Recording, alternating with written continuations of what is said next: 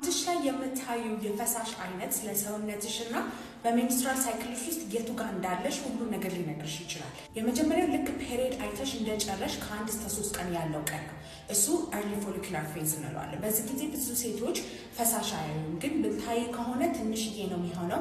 በዛ ላይ ደግሞ ይሄ ፒንክ ከለር ወይም ቀይ የቀላቀለ ነገር ነው የሚሆነው የፔሪዱ ገና ደም ስላለ።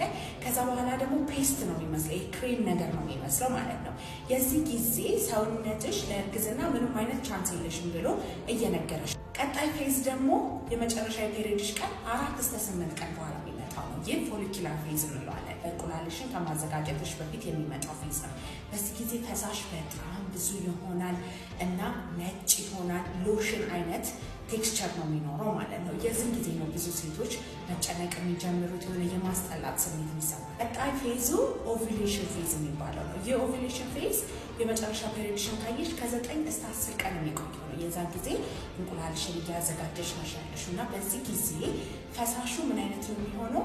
የእንቁላል ነጭ ፓርቱ አለ አይደል? አስኳሉ ሳይሆን ነጭ ፓርቱ የሆነ ውሃ ነገር ነው የሚለው። እዚህ ግልግ ማለት ነገር አለው፣ እንደ ተልባ ምዝዝ ማለት ነገር አለው ማለት ነው። በዚህ ጊዜ ሰውነትሽ ለእርግዝና ተዘጋጅቻለሁ፣ አሁን ግንኙነት ካደረግሽ የማርገዝ ከፍተኛ ቻንስ አለሽ ብሎ እየነገረሽ በኋላ ፖስት ኦቪሌሽን ትገቢያለሽ ወይም ሉቲያል ፌዝ የምንለው።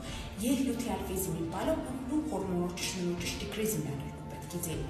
የዚህን ጊዜ ኦቪሌሽን ቆሟል። ከዛ በኋላ ፈሳሽሽ እየቀነሰ ነው የሚመጣው። ነጭ ነገር ይሆናል ግን በመጠኑ እየቀነሰ ነው። መጨረሻው ሌት ሉቲያል ፌዝ የሚባለው ነው። ይህ ፌዝ ምንድነው?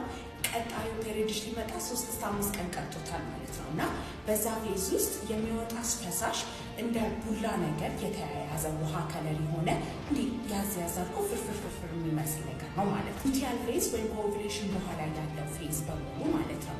አንድ ሴት ለእርግዝና ያላት ቻንስ በጣም ሎ ነው፣ ግን ብዙም እንድትዳፈር የማይመከርበት ቦታ ነው። ስለዚህ እርግዝና ፕላን ከሌለሽ በስተቀር ሴክስ የምታደርጊ ከሆነ ፕሮቴክሽን ተጠቅመሽ እንድታደርጊ ማለት ነው። ፈሳሽሽ በጣም ነጭና ቢጫ ከሆነና ብዙ ጊዜ ደግሞ የአይብ አይነት መልክ ቢኖረው፣ ሁለተኛ ደግሞ በጣም የሚያስጠላ አይነት ሽታ ካለው፣ ሶስተኛ ደግሞ ማሳከክ፣ ማቃጠል እና ማህፀንሽ አካባቢ የህመም ስሜት እየተሰማሽ ከሆነ ወዲያው ወደ ዶክተርሽ የምትሄጂበት ጊዜ ነው።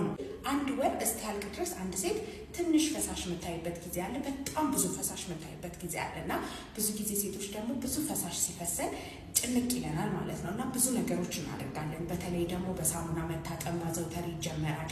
እንደዚህ አይነት ነገሮች ትክክል አይደሉም። በየቀኑ ታጠቡ፣ ግን በውሃ ብቻ መታጠባችሁን እርግጠኛ ሁኑ። ገላችሁ ስትታጠቡ ማለት ብዙ ጊዜ በሳሙና ትታጠባላችሁ፣ ግን እዛ አካባቢ የምትጠቀሙት ሳሙና የተለየ መሆንና ሽታ የሌለው አይነት ሳሙና መሆን አለበት። ሁለተኛ ደግሞ ብዙ ሰዎች ፓንቲ ላይነርስ የሚባል ነገር ይጠቀማሉ። የተጠቀሙት ፓንቲ ላይነርስ ስታ እንደሌለው እና ፒኤቻቸው ደግሞ ኖርማል እንደሆነ ማረጋገጥ መቻል አለባችሁ።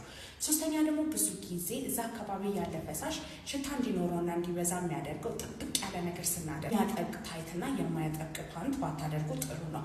አራተኛ ደግሞ ብዙ ጊዜ ማታ ማታ ከታጠባችሁ በኋላ ፒጃማ ብቻ ብታደርጉና ፓንት ባታደርጉ ሌሊቱን ብሪድ እያደረጋችሁ ንፋስ እየነካው ቢቆይ ጥሩ ነው ማለት ነው። አምስተኛ ደግሞ ማንኛውም አይነት ብልታችሁ ሊነካ የሚገባ ነገር ኮተን መሆን አለበት፣ 100% ኮተን። እዛ አካባቢ ያለው ድራይ አይነት ስሜት እንዲሰማት የምትፈልግ ሴት አንድ ቲፕ ልንገርሽ።